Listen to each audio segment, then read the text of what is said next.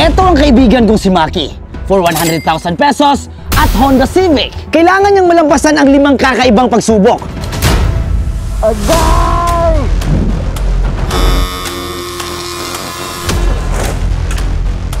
Ayun! Yawa!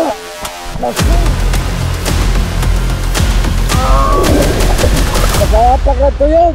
It's 2:42 PM. Mula ngayon hanggang 5 PM, kailangan mong makawala sa balong ito.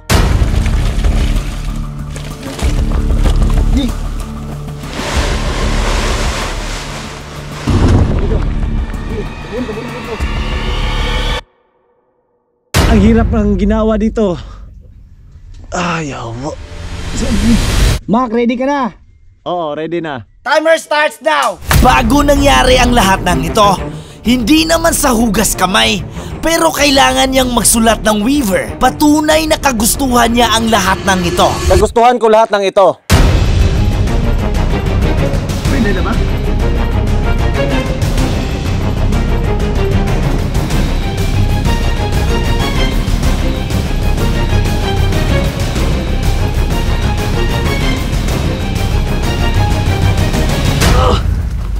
Atas lawas eh. Congratulations! Napasa mo ang level 1, eto level 2. Di ako makapaniwalang ganun lang kadali. Pero bad news, dahil maaga ka rin gagawa ng bahay ng gagamba kung saan ka matutulog.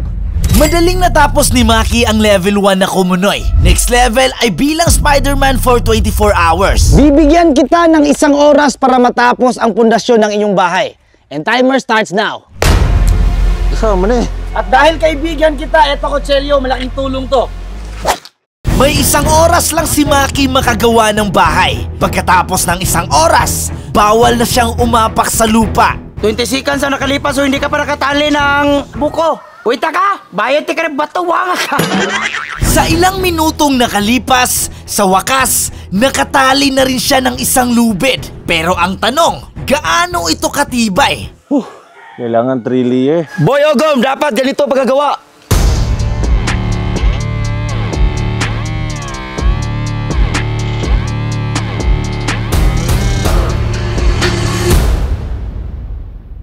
Sa totoo lang, si Maki ay isa sa nagdadala ng sakit ng aking ulo. Lalo na pagdating sa vlog. Di ko alam kung anong gusto niyang gawin. Hindi ko rin alam kung bahay gagamba ang gagawin niya o training ground ng mga army. Kailangan mo ng tulong ng harness. Ito.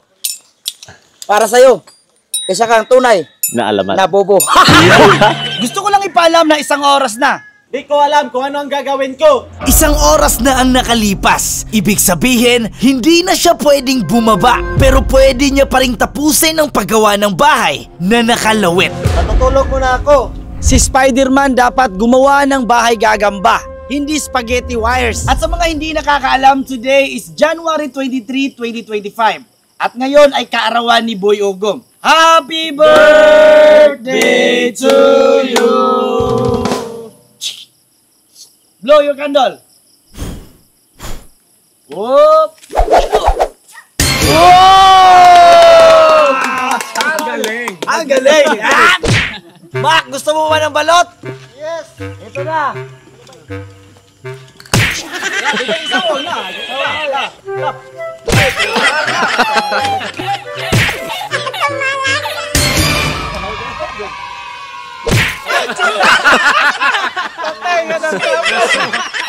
Mac, dahil birthday mo ngayon, meron tayong tagay! Tropa kahit di na tayo magkasama!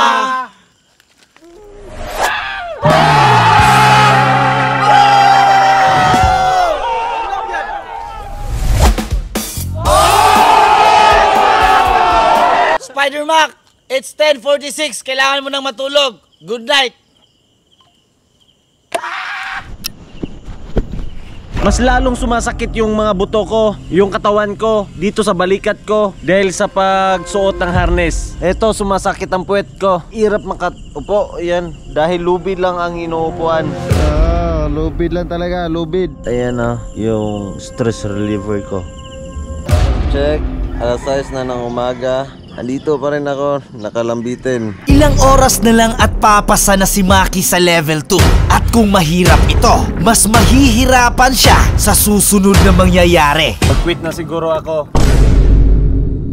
What's up, day 2? At nakagawa rin siya ng bahay. Honestly, ganyan rin ang bahay ko nung challenge ko sa Spider-Man. Siguro guys, yan ang pinakamagandang pwedeng tulugan. Guys, tapos akong gumawa ng bahay. Ito na yung bahay ko. Hanggang bukas dito ako matutulog. At sa wakas, nag-survive na rin ako. Natapos na ang level 2. Titingnan natin kung kakasaba siya sa level 3. At dahil nakapasa ka sa pangalawang pagsubok, ito ang 40,000 pesos. Para malampasan ng challenge na ito, kailangan ni Maki na maging isang mangingisda sa loob ng 24 oras. So ngayon guys, kailangan ko mangisda sa loob ng 24 hours para may makain. Gamit lang itong kitang. Pana, kitang na naman. Wala akong pagkain pero isang galong tubig lang. Si Maki ay walang experience sa pangingisda. Makakatanggap lang siya ng kanin kung meron siyang mahuhuli. Yes! Nakahuli rin ako! Nakahuli na rin! Woo! Etong huli ko. At ito lang yung kanin ko. Ayaw nang kumain ng isda ng pain ko. Kaya ako na lang kakain. Kailangan natin ng protection sa araw. Kaya gumamit tayo ng Tisay Products Sunscreen. Maganda ito sa mukha. Ang Tisay Products ay pwede nyo nang mabili sa Tisay Shop at Shopee. Kaya ano pa hinihintay nyo? Bili na kayo ng Tisay Glow Sunscreen. Pagsapit ng gabi, inatake na si Maki ng seasickness at wala siya sa tamang tulog bilang si Spider-Mac. Bay, wala ba ibang paraan para matapos ang challenge na to? Para maging malinaw sa lahat, si Maki ay hindi pwedeng dumaong hanggat hindi matapos ang 24 oras. So ngayon guys, susubukan natin mag-dive at mangunguha tayo ng mga isda.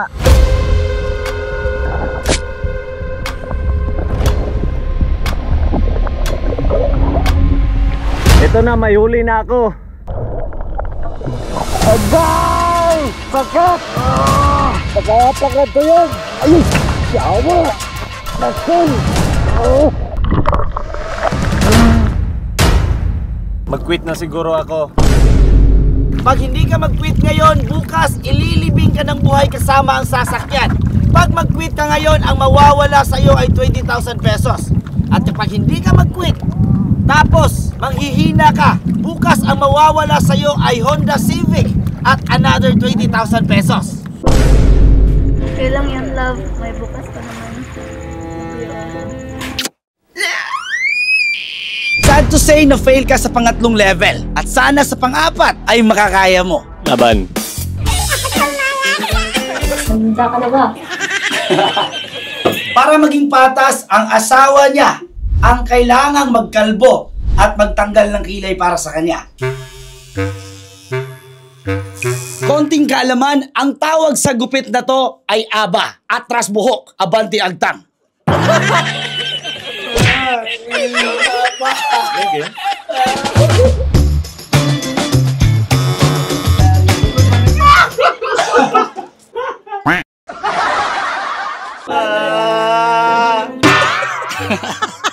Na-excited yun.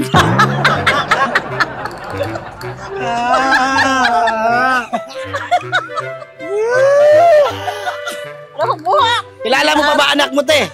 Parang hindi na. You can have this Honda Civic kung makakasurvive ka sa ilalim ng lupa sa loob ng 24 oras.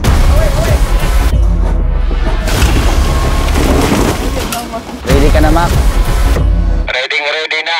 Kinakabahan na ako guys. Nagsisimula pa lang, sumisikip na yung dibdib ko. Parang hindi na ako makahinga dito. Mac, sorry. Pero kailangan ka na naming tabunan.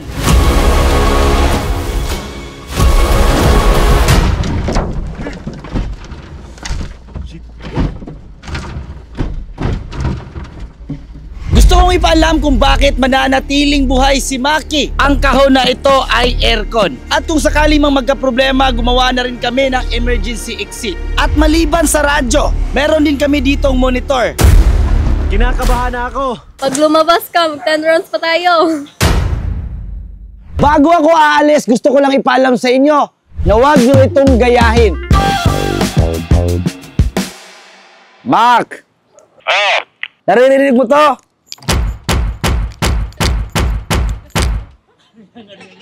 ready. Iihi mo na ako. Ito ang first ihi ko. At gaya ng dati. Sa ex-house na rin namin pinadaan ang pagkain ni Maki. Eto na yung kanin guys. Kaya na tayo.